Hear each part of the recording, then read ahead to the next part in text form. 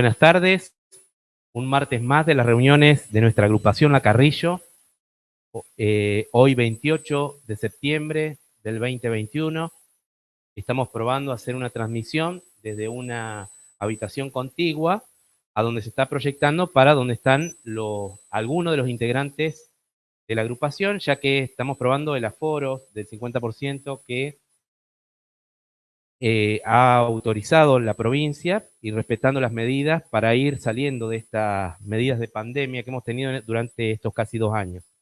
Hoy, con la presencia de la subsecretaria de Discapacidad, Marité Puga, una amiga, una compañera que nos acompaña en nuestra agrupación y quien, en cierta medida, en este último tiempo está realizando lo que alguien nos pidió en su momento, el trasvasamiento generacional.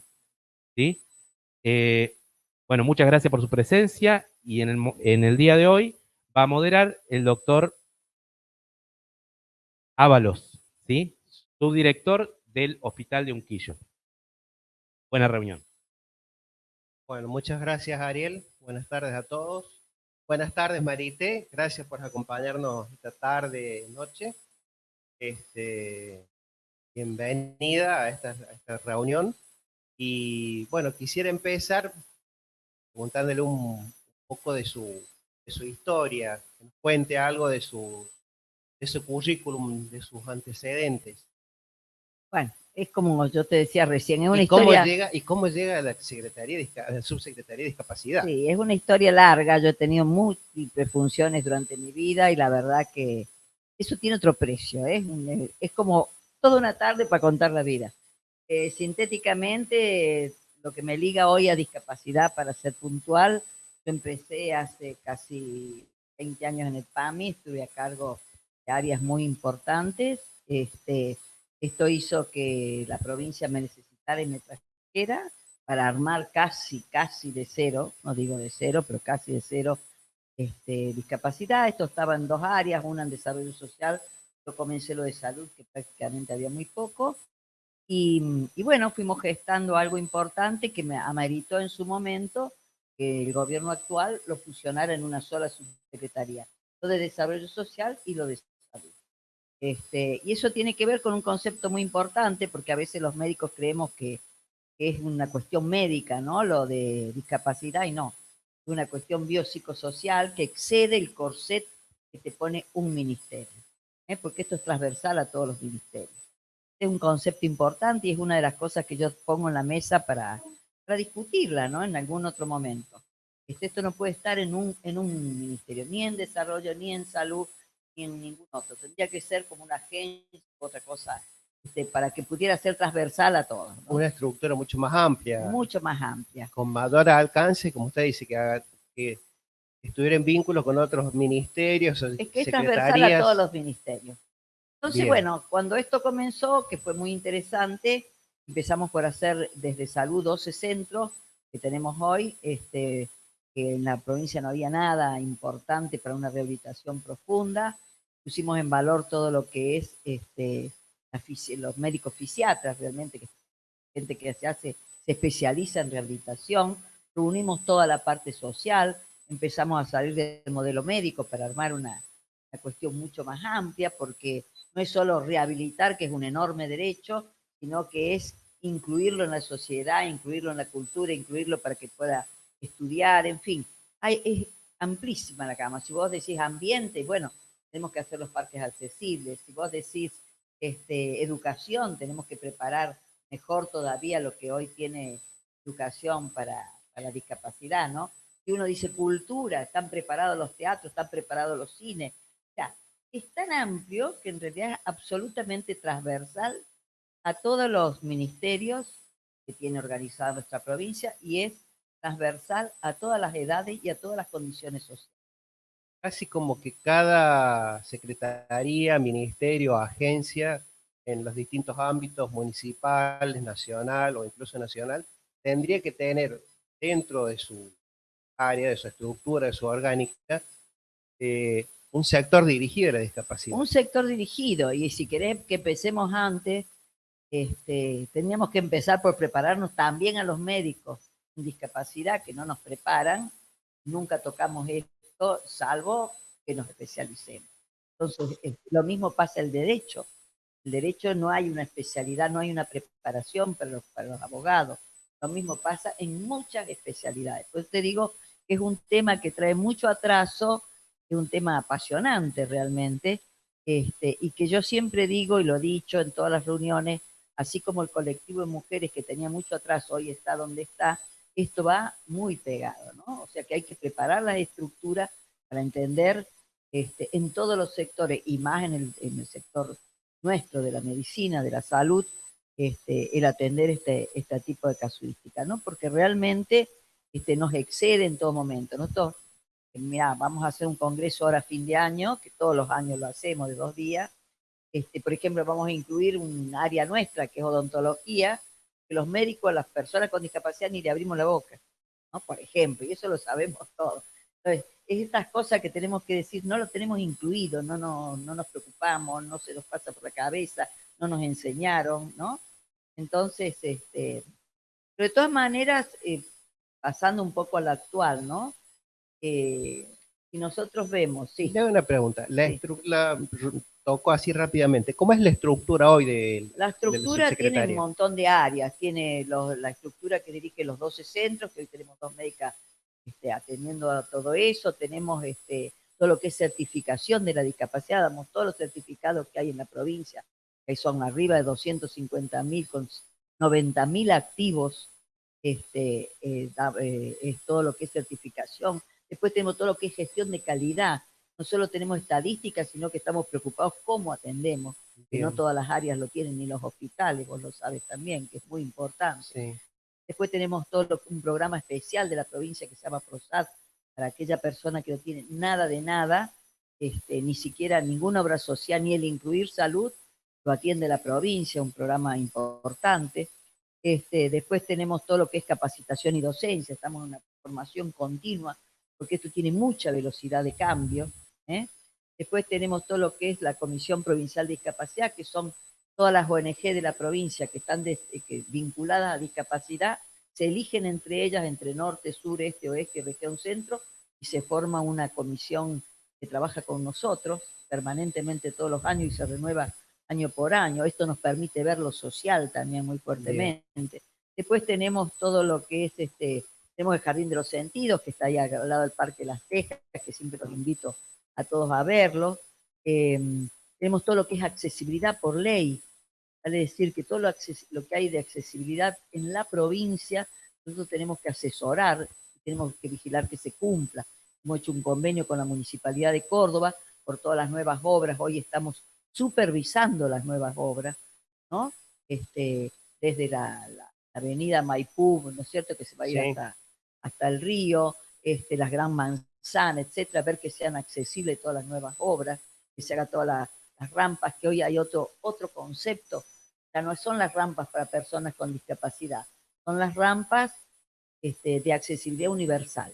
Vale decir que una persona mayor que no es discapacitada pueda transitar, una persona joven con un esguince pueda, con sus muletas pueda pasar, un cochecito de bebé que no tiene nada que ver con la discapacidad, con su mamá o su papá pueda transitar. O sea, ya se cambiaron esos viejos conceptos. O, por ejemplo, los baños.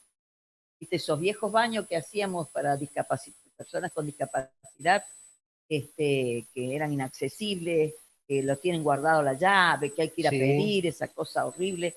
No, se hace un baño para varón, mujer y personas con discapacidad. Bien. ¿No? Estos son conceptos que han cambiado mucho y es bueno que, es muy importante. Que lo sepamos todos, ¿viste? Porque es tan específico esto que por ahí lo desconocemos, ¿no? No, y no solo eso, sino también lo tengamos presente, porque puede estar la rampa, pero muchas veces por ahí estacionamos ahí. Nos olvidamos y estacionamos en un lugarcito ahí. Tiene que estar despejada, tiene que estar libre la rampa para el tránsito. Después te voy a decir algo muy interesante. Ahí recién Ariel me preguntaba qué diferencia hay entre un certificado de incapacidad laboral con el de discapacidad, ¿no? Que también es algo que deberemos manejar los médicos, por lo menos el concepto. Uno está ligado a lo laboral, podés tener acceso a una pensión, y se llama certificado médico obligatorio que hay que presentar junto al ANSES, que con esto y el ANSES podés acceder a una pensión, y el certificado de discapacidad, aquel certificado que indica una limitación permanente, ¿no? Bien. Permanente, que puede evolucionar, que puede ser transitorio, que se te puede dar por 2 o 3 años o para toda la vida, ¿no? Que es una documentación para el portador que le sirve para numerosos trámites. Para numerosos trámites. Trámites, ¿no? Pero certificados. esto es importante. Y ahí dejo otra perlita picando. Hoy los certificados médicos obligatorios, teóricamente lo tienen que dar los médicos legistas, no está organizado hoy, lo estamos dando en un montón de lugares, en varios hospitales provinciales, pero realmente esto hay que volver a tomar las riendas y centralizarlo bien, ¿no? Si no, no sabemos a quiénes se lo estamos dando ni a cuántos. Esto es un tema. ¿Todo esto lo están centralizando en el San Roque Viejo o también lo hacen en los centros de rehabilitación que están dispersos en la No, provincia? se dan en algunos centros y en algunos hospitales. Y en cuanto a los centros de rehabilitación, y para ir buscando más la temática de esta reunión, ¿qué, qué facilidades tienen? ¿Qué servicios les brindan a la comunidad los distintos Sí, centros que los tenemos? centros de rehabilitación son muy importantes. Si hacemos memoria, por ahí no están los jovencitos, los más viejitos. Hace 15 años atrás nomás había 2 centros importantes en Córdoba, uno era Castillo Morales y el otro era Gándara. No había más. Hoy la provincia, impulsando políticas públicas, tiene 12 centros, 3 en Capital, uno en el Misericordia, otro en el Pediátrico y otro en el Hospital de Niños, y el resto en el interior, en Río Cuarto, en Villa Dolores, en Belville, en Villa En María, Unquillo tenemos uno, ¿no? en Unquillo, tienen otro, o sea que están repartidos en todo el Cruz del Eje, ¿eh? Y estamos construyendo uno para todo el Valle de Punilla en el Domingo Funes y otro se está construyendo en Marco Juárez. O sea que estamos haciendo un despliegue muy importante donde hoy ya no es que uno pone como un proyecto, sino que los departamentos lo solicitan como una necesidad. Y eso es un enorme avance. ¿Por qué?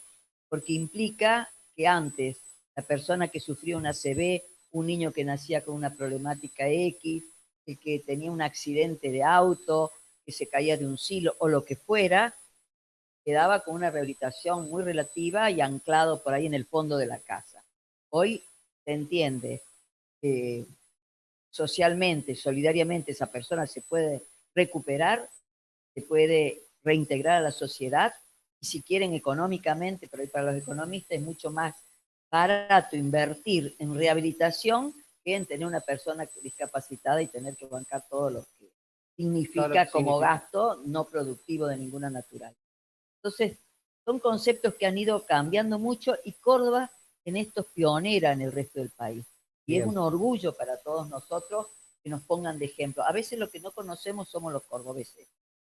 Pero bueno, es bueno decirlo. Es bueno decirlo y que se conozca. Así es. Marite, hace un año y medio nos cambió la realidad del mundo, al país, a la provincia y a todos, en nuestras casas, en nuestros lugares de trabajo. La pandemia llegó y bueno, nos modificó todos los hábitos, las costumbres, las actividades. ¿Cómo impactó eso en la subsecretaría? Para nosotros, si vos me preguntás, la pandemia fue una oportunidad impactante. Un viejo amigo me decía, doctor, hagamos de la enfermedad el remedio. Para nosotros fue una oportunidad porque fuimos a trabajar al COE, trabajamos con un montón de sectores que desconocíamos, por ejemplo el ejército, en fin, con bomberos, con la policía, con todo, y pudimos trabajar el concepto de discapacidad tanto para las comunidades cerradas, que lo único que se consideraban eran los geriátricos, introducimos el concepto de que hay otras comunidades cerradas que son los hogares de personas con discapacidad y que tienen un personas diferentes que no corresponden a los mismos patrones ni reaccionan con las mismas velocidades. Por lo tanto, eso fue un concepto novedoso. Después hubo que pensar en cómo se protegían esas comunidades, cómo se protegían sus trabajadores, se incluyó todo un concepto importante en esto, y además después las vacunas, con el autovac, por ejemplo, que fue pensado con nosotros, que fue muy importante, ejemplo para el país del autovac, nos lo copiaron todo, porque fue un... ¿Cómo nació eso? Bueno, no, nació porque las personas postradas no se podían desplazar.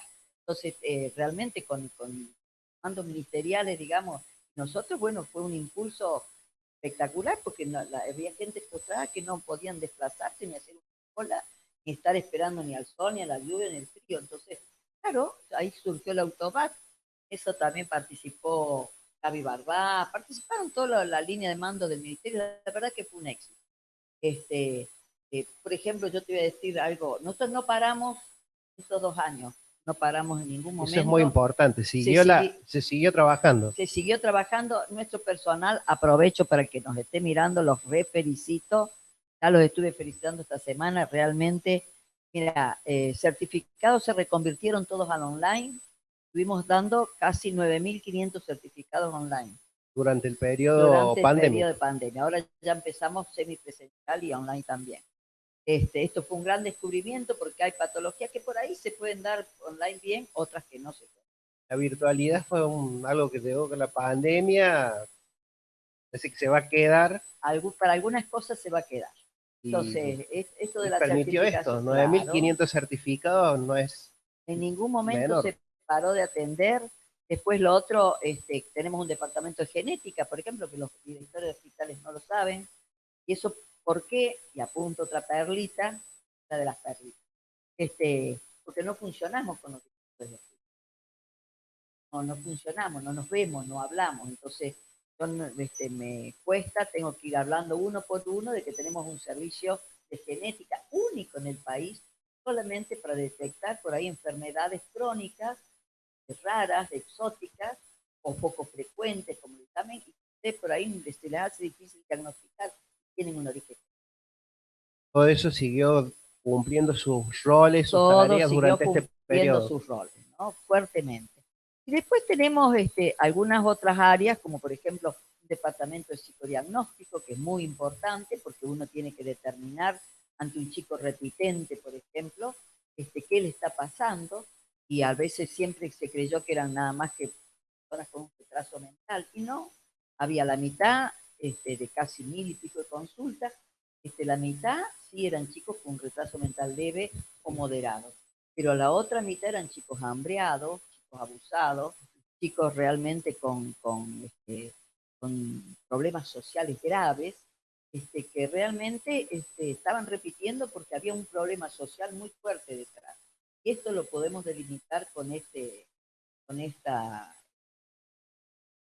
con estas técnicas, digamos, que realmente se trata en forma integral. Se cita a la familia, se cita al chico, se bucea en qué es lo que está pasando. ¿Se hicieron algunas acciones más específicas en lugares, digamos, cerrados, en los hogares cerrados donde hay personas con discapacidad en relación a al tema de la pandemia, actividades de prevención, Sí, sí, sí, alguna... se trabajó con todos nuestros médicos, estuvieron viendo cada 15 días cada una de las instituciones, entrenando en lo que hiciera falta, llevando las necesidades y respondiéndolas.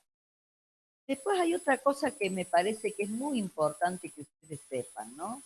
Y que es que nosotros tenemos como toda una acción social, ahora voy a hablar de esto brevemente, y un rastreo médico también, que también es muy importante, con respecto a la detección temprana de trastornos inaparentes del desarrollo. Entonces, ahí tenemos un programa que se llama ISONTEC, el PREFLUNAPE, Sí. donde uno va viendo qué es lo que va pasando con un chico de 0 a 4 años, antes que llegue a la escuela. A veces cuando llega a la escuela ya está. Entonces tenemos un Es equipo, cuando está en la familia, digamos, todo claro, esto. exactamente, eso hemos trabajado. Esto lo lleva a cargo el doctor Varilla, y es un rastreo donde se trabaja con los auxiliares, con los docentes, y es un test muy sencillo. Entonces vamos viendo, por ejemplo, de 3.000 chicos a la cuna, quedaron 42 chicos que detectamos problemas. Los problemas casi todos fueron solucionados. Llegan a la escuela, problema de dislexia, otros problemas visuales, y bueno, y van a llegar en buenas condiciones. Entonces, si 3.040 y son 40 chicos. Es muy importante porque le cambió muy posiblemente la vida a esos chicos en el momento, digamos, más temprano de su crecimiento y de su desarrollo. Claro. Y cuando Entonces, toman contacto con la y en escuela. esto nos quedan preparados los papás, nos quedan preparados los docentes, porque esta mirada no la pierdes más. A los tantos meses no se tiene en la cabeza, pues ya lo vas viendo. Y Bien, ese docente queda entrenado, que es lo valioso. Después se trabaja con los papás, a veces les falta un poco de estimulación a los chicos. Tenemos una generación, y esto va para todos nosotros, no solo para los más humildes. Esta generación con las nuevas tecnologías, le ponen el teléfono al chico delante, y entonces el chico está permanentemente esperando el teléfono, ¿no? se lo dan Porque para que se entretenga con para el que se teléfono. entretenga. Y lo que pasa es que empieza a suplantar juegos, cariño, salidas. Esto es una reflexión que les dejo, es otro gran tema, ¿no? Y que inclusive nosotros dio de los certificados hubo un aumento exponencial en todo lo que es espectro autista. Sí, Bueno, ese espectro autista, hay varias teorías, que no es que ahora nazcan autistas. En una época, vos por ahí te acuerdas, eran todos personalidades esquizoides, después fueron trastornos generales del desarrollo, ahora son todo espectro autista. O sea que hay modas. Pero en esto también hay que investigar. Y nosotros creemos que las nuevas tecnologías están influyendo en una lejanía de contacto personal. Entonces, cuando el estímulo, digamos, humano que es tan importante. exactamente, el No sé. estímulo afectivo, del juego, de los cuentos, de las canciones. Nosotros hicimos un estudio donde los papás, por ejemplo, los papás, ¿no? En femenino y masculino, cuentan más cuentos. O no le cantan canciones infantiles, entonces tenemos, le ponen canciones para grandes y tienen el denito chiquito que dice perrea, perrea, y no tiene sentido, digamos, nos saltamos las canciones, nos saltamos los cuentos, nos saltamos por ahí los juegos, las escondites, las corridas, los juegos comunes, ¿me entendés? Que bueno, que yo espero que esta pandemia haya acercado mucho a los papás en los juegos Eso con iba a los chicos, decirle, que ¿no? en una de esas, los días de encierro, por ahí ayudaron a que las familias se acerquen más o esos contactos Ojalá, humanos que se ojalá, olvidan. ojalá. Eh, Para algunos les sirvió para decir no los aguanto. También, es cierto, eso es Sí, muy cierto. Este, además, digamos, digamos, de las consecuencias en cuanto al contacto con nuestros pacientes, a las actividades laborales diarias, también la pandemia impactó en los recuperados que salieron con algunas lesiones o con algunas secuelas. Mira, nosotros ya tenemos casi 40 certificados de discapacidad post-COVID. Yo les doy la primicia porque es algo serio, es algo grave. Tenemos ahora que reunir todo esto que se dio y ver cómo sigue eso. Se le ha dado por un año o dos para ver si es transitorio o permanente, y estamos muy preocupados. Nosotros creemos que habíamos preparado en principio una estructura en Santa María para ir recibiendo los post-COVID que no se pudo hacer, pero que hoy nos impide tener algunos datos que hubieran sido claves, ¿no? O sea, ¿qué problemas cognitivos quedan? Que mucha gente los ¿Qué tipo de refiere. problemas son los que Bueno, han llevado falta a de estos memoria, certificados? por ejemplo, falta de memoria, falta de concentración. Otros tienen un permanente cansancio sin que tengan nada orgánico, este, taquicardias, problemas cardíacos, un montón han quedado. Otros quedan con problemas de trastornos de la marcha, algunos permanentes y otros transitorios. Y aparte, bueno, algunos transitorios porque estar en cama, qué sé yo, 60 o 90 días, como ha habido pacientes, obviamente El que... otro día salió en los medios de un caballero que estos 100 días internados, 60 en terapia. Sí, sí, sí, sí, Sí. sí. Yo tengo amigos personales que parecía que se iban a ir, ¿no? Pero volvieron. Entonces, problemas de respiratorios, un montón. Problemas respiratorios y trastornos para recuperar el habla por la tracheotomía. O sea, hay mucha rehabilitación que hay que hacer post-COVID y que podríamos darle una vueltita más de tuerca si trabajáramos fuertemente con los hospitales y con los directores y armar pequeñas unidades de rehabilitación conscientes, digamos, no para salir del paso solamente, que está bien, sino para ver qué es lo que está pasando cuando Sí, esa sí, persona se fue a la casa, para un seguimiento. para hacer un seguimiento y una recuperación.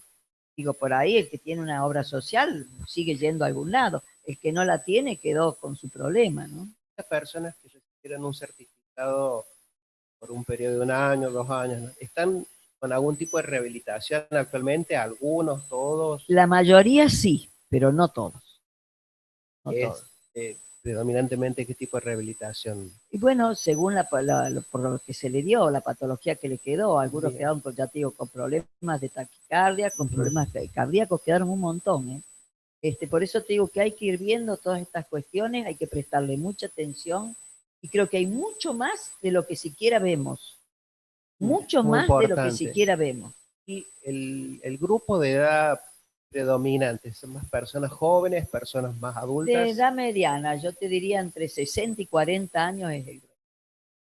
Bueno, gente que es activa y productiva en su vida y que tiene que estar ahora con un certificado, digamos, que Así no es, sabemos cuánto así más es, le va a durar y así que es. tiene que hacer una rehabilitación. Así es, por eso te digo que es muy importante, es como un foco de atención que, bueno, ahora pasado este primer tsunami, digamos, de pandemia, Sí, sí, podríamos focalizar, y yo los convoco y los invito a los directores de hospital y a los vicedirectores para que repensemos juntos esto. Yo sé que se bien. trabaja a demanda, pero también podemos pensar a largo plazo. También podemos nosotros planificar algunas cuestiones y vigilar qué es lo que está pasando, qué es lo que nos está dejando esta pandemia. ¿Qué es lo que va a suceder ahora? Porque ya pasó el primer año, transitamos el segundo y bueno, estamos viendo, como usted contó, las secuelas, con qué quedaron los pacientes, qué daños o qué lesiones han tenido o por qué vuelven al médico, por qué Claro. vuelven, ya transitaron posiblemente hace muchos meses el COVID, resolvió afortunadamente, pero vuelven a la consulta por algún otro problema, como lo que nos cuenta Y hay que los recordar, trastornos de exactamente, memoria. eh, y no olvidarse que pueden ser post-COVID. Y no Tenerlo en olvidarse que cuenta, puede tenerlo en tener en cuenta a la hora de la cuenta, consulta médica, yo es muy esto se lo importante eso. digo a todos, ¿no? Empecemos a pensar que esto tiene otras consecuencias que no las tenemos tabuladas, que no las tenemos, sino que hemos tenido que actuar casi en emergencia. Ahora, pasado un poco la emergencia, yo creo que es hora, se los propongo en serio, de ir armando con comités o lo que fuera para ir viendo qué es lo que está quedando y qué es lo que está pasando, ¿no? Es muy Hay algo que importante. te voy a decir como Sí, novedad. Nosotros estamos trabajando también socialmente mucho en lo que es rehabilitación basada en la comunidad. Que vamos a buscar el paciente. La semana que viene vamos a empezar en Unquillo. ¿M? los esperamos. Para ir a ver esos casos que quedan depositados, como yo decía hoy, en el fondo de la casa o con muy poca atención o en situaciones catastróficas. También estamos trabajando en todo lo que es comunicación. Por ejemplo, esta comunicación, si hubiera personas sordas, si hubiera personas ciegas, tendría que ir con el subtitulado. Ya sé que es mucha tecnología, pero bueno, hay otros que sí pueden y no lo hacen, ¿no? El gobierno no todo lo comunica con un subtitulado y puede O hacerlo, un lenguaje de señas. o con lengua de señas. Entonces, todas estas cosas que hacen más fácil a una comunidad. Nosotros, mira, te digo exactamente, tenemos en Córdoba unos 12.367 personas sordas. Tenemos 8.000 personas ciegas o con muy baja visión. Motores tenemos 33.000, mentales 32.000, intelectuales 12.300, problemas viscerales, que son problemas internos, 4.300. O sea que tenemos mucha gente. Esos los que han, digamos, son los que han llegado al sistema. Puede ocurrir que alguno, bueno, en Alguno esta no ha tarea pedido su de búsqueda, certificado, claro. Entonces te digo, tenemos que comunicarnos, que integrarlos al resto. Si bien hay un montón de tecnologías que han acercado a las personas ciegas al mundo de lo que puedan traducir los celulares, etcétera, que es maravilloso, pero faltan mucha inclusión. Y voy a hablar una de las cosas que me parece súper importante. dos cosas quiero destacar. Una, todo lo que es deporte adaptado. El deporte como medio de rehabilitación para los niños, sobre todo los niños más pobres, pues si vos tienes dinero, tu destino es otro, con rehabilitación. Si no tienes, si eres marginal o no tienes acceso, tu destino es otro y bastante duro. Estamos trabajando una experiencia piloto en el hospital pediátrico con la Agencia Córdoba Deporte y estamos haciendo un convenio ahora con la Universidad de La Matanza para poder armar algo muy interesante y que es que los niños puedan hacer desde pequeñitos, a partir de los 4 o 5 años, deporte y ver cómo incide eso en su rehabilitación, sin dejar de hacer la rehabilitación que le toque. Y ir mensurando en el tiempo cuáles son las diferencias. Y esto nos parece apasionante, porque yo insisto, y vuelvo a ser un desafío, yo creo que el profesor de educación física tiene que formar parte de los equipos de rehabilitación. Porque hace grupo, porque es interdisciplinario. Interdisciplinario. Esto te los dejo ahí picando porque es un tema realmente desafiante y muy interesante. Y por otro lado, todo lo que es, estuvimos trabajando con Defensa Civil y también es la primer provincia que hoy tiene geolocalizado y georreferenciado todas las personas con discapacidad de la provincia para catástrofes, para inundaciones o zonas de fuego. Vale decir, cuando hay un incendio, los bomberos van a saber exactamente, con una clave, ellos entran al sistema y saben qué persona, si hay una persona ciega, una persona con parálisis, una persona de lo que fuera, y saben localizarla exactamente porque van a tener su georreferenciación. Para las inundaciones lo mismo, ya van a saber lo primero que tienen que movilizar y a quiénes. Y esto también es otro orgullo cordobés, es muy digamos, importante eso porque cualquier situación de desastre, de catástrofe, de bomba, de terremoto, de lo que fuera, los nuestros aquí en esta provincia están totalmente georreferenciados donde están. Entonces eso también es un pequeño orgullito, digamos, que tenemos para todos los cordobeses. Una perlita, como dice, una gran perla. Una gran perla que nos parece súper importante. Y además lo otro que estamos haciendo es trabajar con todos los municipios, llevándole a los departamentos completos cada uno de estos programas. Vale decir, se habla con los intendentes en una reunión que tienen que ir con su secretario de Obras Públicas para hacer accesible toda obra que hagan. Se le da un taller de preparación con nuestro departamento de accesibilidad. Con sus secretarios de salud, donde se habla de esto, de lo que son los rastreos de los niños para ir detectando rápidamente y tempranamente la discapacidad y para ir con todas las técnicas que implican la estimulación temprana, para que tengan nociones, porque no nos preparan en la facultad, y vos lo sabes. Entonces, para tener todas las técnicas de acceso y para hacer lo que llamamos RBC, rehabilitación basada en la comunidad. Todo este panorama se lleva a cada uno de los departamentos. Y esto es muy, muy importante. Por lo tanto, son programas todos que se trabajan muy fuertemente. Nosotros tenemos, por ejemplo, 3 personas ciegas que mandan mail y atienden los teléfonos. Entonces, por ahí uno dice, ¿qué hago con un ciego? Muchas cosas. ¿Qué hago con una persona en silla de ruedas? Muchas cosas. Hay que permitirle. Hay que darle esa oportunidad. Y nosotros nos tenemos que permitir tener esa confianza de decir, ¿está preparada? Tiene derecho. ¿Está preparada? Puede hacerlo. Y tal es así que el año pasado, a fines del año pasado, casi en diciembre, se votó una ley que se llama Córdoba Inclusiva y que va a ser una especie de ley Micaela. Nos va a obligar a todos a saber de discapacidad, derechos, deberes y de qué manera. Muy importante. Bueno, derechos y deberes para la inclusión de las personas y nociones mínimas de accesibilidad. Esto es una cuestión que nos también única ley en todo el país, que espero que la aprovechemos bien, va a ser con un examen, va a ser una preparación, es para los 3 poderes del Estado, y bueno, y estamos encantados, yo estoy muy contenta con lo que hacemos, y el equipo creo que también. La verdad que nos ha contado un montón de cosas, Marité, de todo lo que se está trabajando este año y medio, en el que muchas cosas se frenaron, se postergaron, se se detuvieron o salieron del radar por el tema de la pandemia que nos focalizamos, pero evidentemente han seguido trabajando mucho con un gran esfuerzo, Así es. y es muy meritorio eso. Te hago una pregunta y con los que conversaba acá le he hecho la misma pregunta. ¿Alguna experiencia personal que le haya llegado fuerte en este tiempo o algo que le haya tocado Lo puntualmente? más fuerte es la muerte de los amigos. Esto es lo que me golpeó muy fuerte. Viste, cuando uno como médico ve la muerte en el otro, no lo conoce tanto, bueno, lo maneja. Cuando se te muere un amigo de la vida y fueron varios, a mí me golpeó mucho.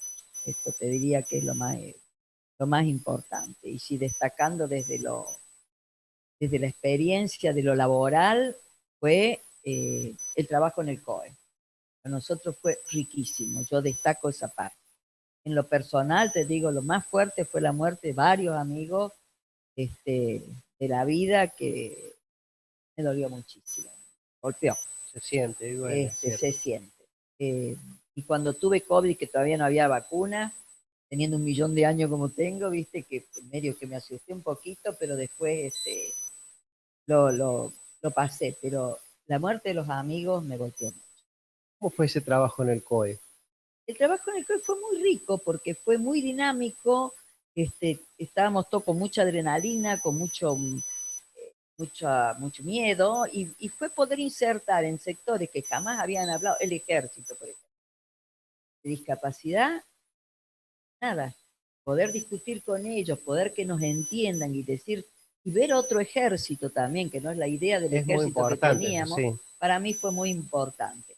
Nosotros trabajamos con los voluntarios, por ejemplo, así con 8.000 voluntarios se trabajó con los conceptos de discapacidad. Tal es así que hay un proyecto en el ministerio de hacer una formación para el voluntariado permanente, y hoy ponen el módulo de discapacidad con ellos. O sea, para nosotros fue un lugar muy importante. Trabajar con la policía, que normalmente no lo hacemos, con los bomberos, que normalmente no lo hacemos. Son instituciones que nos resultan lejanas o que nos prestan un servicio. Estar todos mezclados para mí fue una experiencia riquísima. Aprendí un montón y creo que algunas cosas enseñamos Ha también. sido, me animo a decir que debe haber sido mutuo, porque para la gente de las Fuerzas Armadas, de las Fuerzas de Seguridad, o para los bomberos, por ahí el contacto sería en el momento de actuar ellos, pero acá era algo del día a día, el hora a hora, estar permanentemente La comunicados. georreferenciación salió del COE, ¿no? De ver los sistemas que ellos tenían, y yo dije, pero ¿cómo no podemos nosotros tratar a las personas con discapacidad? Una experiencia que nació ahí, no, fue fantástico. Y después lo otro que nos estamos preocupando mucho es cómo difundimos. Evidentemente este es un tema que tiene poca difusión, que no le interesa a la prensa, que en el sistema médico no estamos preparados, entonces nos cuesta ir empujando esta realidad. Pero doy algunas buenas noticias también. Yo creo que con esta gestión, con Diego Cardoso, que mando un saludo ahí, espero que esté regio y bien, eh, eh, se nos atrasó mucho porque, claro, hubo pandemia y todo es pandemia y casi que no podemos salir de la pandemia. Y hubo mantenimiento de los hospitales muy fuerte, que vos lo sabes, en toda la cuestión de aparatología Es y de así. atenciones, etcétera. Nuestro sector quedó más de costado porque, bueno, en esta emergencia quisimos influir en la cuestión de todo lo que era rehabilitación, pero fue una vorágine tan fuerte que la verdad que poco pudimos armar. Y no hubo Pero tanta escucha tampoco por para lo que nos nada. ha contado, han hecho un montón aún así, ¿eh? No, sí, sí, sí, no hemos parado, pero te quiero decir, y me parece que nos queda el desafío de ver todo lo que es post pandemia, todo lo que es comunicación y difusión. Por ejemplo, mira lo que te voy a decir, por eso yo digo, ¿por qué estamos en el corset de salud? Nosotros tenemos que trabajar para las elecciones, porque las personas con discapacidad tienen derecho a votar. Esto es salud. Entonces tenemos que Es así. comunicar desde salud, y les cuesta la estructura de salud entender que esto es importante, pero tenemos que decirles cómo es el cuarto oscuro, por qué tienen derecho, quiénes tienen derecho, cómo, de qué manera. por qué hay que llevarlos, cómo hay que llevarlos. Todo esto es una difusión que hay que hacer y que desde el Ministerio de Salud sale con un corset medio pequeño. Por eso yo digo que hay que hablar mucho, hay que tallar mucho con todos, no solo con la estructura de salud que tiene un objetivo, que es la salud, y esto trasciende la salud. La inclusión social de pensar, de ir a ver, en un cine pueden ir las personas con discapacidad, tenemos un centro cívico que en lugar de las personas con discapacidad se hizo lo antiguo y es una cosa moderna, porque le dejaron en la última fila para poner las sillas. Viste que es un concepto en una cosa moderna, preciosa, porque yo estoy orgullosa del centro cívico, se van a sacar fotos para casarse los chicos de 15 para casarse, los chicos de 15 y los casamientos. La legislatura y el la legislatura, bueno. Y bueno, y no lo hemos hecho accesible, hay cosas que hay que corregir. Y bueno, y eso yo digo, no lo hago como crítica solamente, ¿sí? Claro que es una crítica. Creo que nos falta trabajar más. No sé si, ¿no? Nos falta trabajar más. Nos falta trabajar mejor en el lenguaje. Viste que el lenguaje no es exclusivo el todes y todas esas cosas, sino que el lenguaje es tratar con respeto, de verdad. Saber cómo se trata, hacer un taller de trato adecuado, que te lo ofrezco para tu hospital, te lo ofrezco para tu hospital y todos los hospitales queda un ofrecimiento hecho. Cómo se trata una persona. Lo tomamos. La comprometo. Listo. Un taller vivencial, ponerse en el lugar, sentarse un día en la silla de ruedas y empujarla a ver cómo es. ¿Qué fuerza tengo yo y entonces te das cuenta el sacrificio que tiene esa persona usando su silla de ruedas, el poder ir a un restaurante común que tiene 3 escalones y no podés subir con tu silla de ruedas, el no tener una referencia en las baldosas, las personas ciegas para poder circular, y es una tontería, que por eso no lo han pensado, el hacer tu casita con mucho sacrificio, o tu gran casa con el sacrificio que quieras, de hacer una puerta de 70 por donde no va a pasar la silla de ruedas, que el día que te esguince o te pase algo, tenés que romper toda la casa. Mire, Marité, me tocó, 26 años trabajé en emergencia. Una de las cosas con las que siempre nos tocó renegar es el tema de los ascensores. A la hora de tener que bajar de un edificio una persona, ya sea que tuviera una discapacidad o que la condición física por el problema de salud que tenía le impedía ya sea bajar medios, hay veces que ni una silla, a lo sumo una silla con una persona asistiéndola es la que entra en un ascensor. Así es. Ni hablar de una camilla. Así es, bueno, eso tiene que ver con el código de edificación. Las habilitaciones del código de edificación. Ahí estamos trabajando con la municipalidad estrechamente, con los concejales, con los que están a cargo del Ejecutivo Municipal, para que aprueben y pongan en marcha el código de edificación para ir poniendo las exigencias. Estamos trabajando, por ejemplo, con Susana Hernández, con la accesibilidad a la farmacia. Lo mismo le da alquilar una casa A que la casa B. Bueno, la que sea accesible es la que tienen que alquilar. Entonces, ir poniendo en cada uno de los tramos, trabajando sin prisa pero sin pausa, en hacer una ciudad accesible. Entiendo que San Jerónimo no tenía los conceptos de accesibilidad, es lógico, y que tenemos una ciudad con cuestas, cuesta arriba y cuesta abajo, pero sí se puede hacer. Es simplemente tenerlo a la cabeza, y estos son conceptos. Y después, por último, si ya para terminar, creo que estamos en tiempo, te voy a decir algo que siempre lo digo, pero no es malo recordarlo, y que es lo siguiente. ¿Qué importancia le podemos dar en el inconsciente colectivo y en el inconsciente por ahí de la dirigencia, cuando nosotros los insultos preferidos tienen que ver con la discapacidad? Decimos, no seas idiota,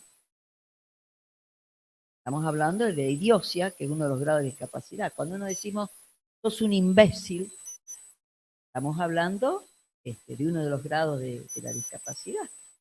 Sos un retrasado, sos un mogólico, donde aludíamos a las personas down, ¿cierto? Muchos de los conceptos, o por ejemplo, hay uno que es español, también se dice acá, allá es un subnormal.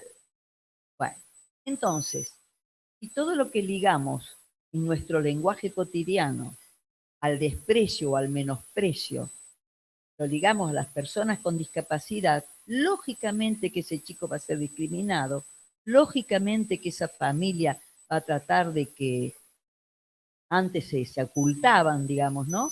O lo ves por la calle y vas a tratar ni siquiera de mirar.